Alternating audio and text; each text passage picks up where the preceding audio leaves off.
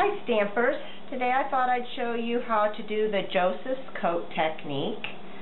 The supplies you'll need is your Versamark pad, some stamps, a rubber brayer, clear detail embossing powder, a kaleidoscope ink pad, your static X bag, and a dark brown or black ink for the final coating. So let's go ahead and get started. First of all, you're going to start with a piece of glossy cardstock and your kaleidoscope ink pad, and you're going to push your inks all together there, ink up your brayer, and then I'm going to go diagonally across my cardstock. You could go horizontal or vertical, whichever you prefer, and you want to just keep laying it down until you get the coverage that you're looking for.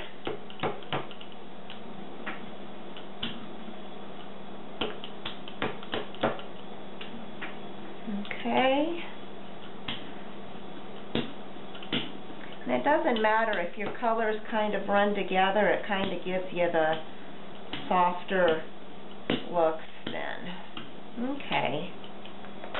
So I've got that down. I want to make sure it's good and dry. You don't want to use a wet cardstock. You can use a paper towel and kind of buff it some so that it's dry, but then hit it with the heat gun as well, just to make sure it's good and dry, because it'll tend to hold some of that clear embossing powder. Okay, then you want to make sure that you use your static X bag on here too. Your glossy cardstock tends to hold more static, so this is a really important step. Okay, and then I'm using the Autumn spectrum for my colors, so I'm going to choose the leaves and the acorn from the Autumn Swirl stamp set. This is a new one that's out.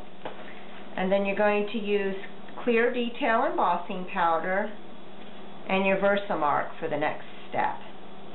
And we're going to ink up the leaves and just randomly stamp them on your cardstock. Now when I'm randomly stamping the cardstock, either turn your stamp or the cardstock each time you stamp, so it doesn't have a particular pattern when you're stamping and it looks more random. Okay, so I've got that all stamped, and now you're going to put down your clear embossing powder.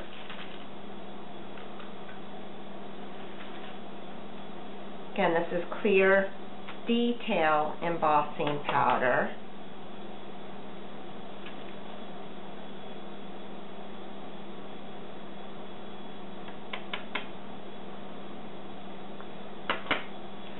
Okay, and then you're going to heat that.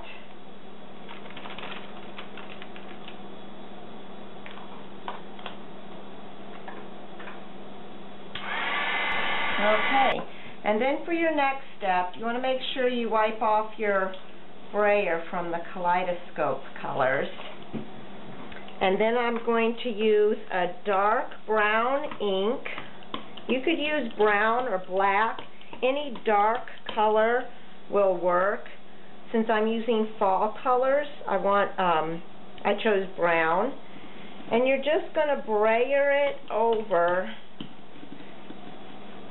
your cardstock and go ahead and keep turning it. You want it a really good dark coating of ink, because the more dark ink you put down, the more it's going to make your images pop.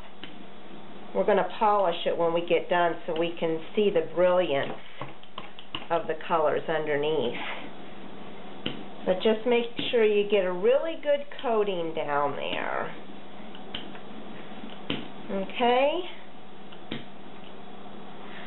And then you want to take your paper towel and you just want to buff it. And this is where the magic comes out. You can see all those brilliant colors shining through now on the glossy cardstock. And it's just so pretty. And you can see they're still embossed, they're glossy, and you can see the color through it, but yet all around it the dark ink stayed. Okay, let me turn that over so you can see it against the white and see how pretty that is. And then all I did was I used a die and cut out a portion of it to use in my card. You could use it as a background like this or a panel. Here's a card I made with a panel just like it, and then I embossed some of the leaves with the fall essentials and put them on top. But that's the Joseph's coat technique. You could do it with spring colors, you can do it with rainbow colors, whatever you choose. And you want to make sure your stamp image is a solid image so it'll let all those colors come through. But it's a fun embossing technique. Hope you give it a shot. Hope you enjoy that. And I will be back soon with more fun techniques for you. Bye-bye. Happy stamping.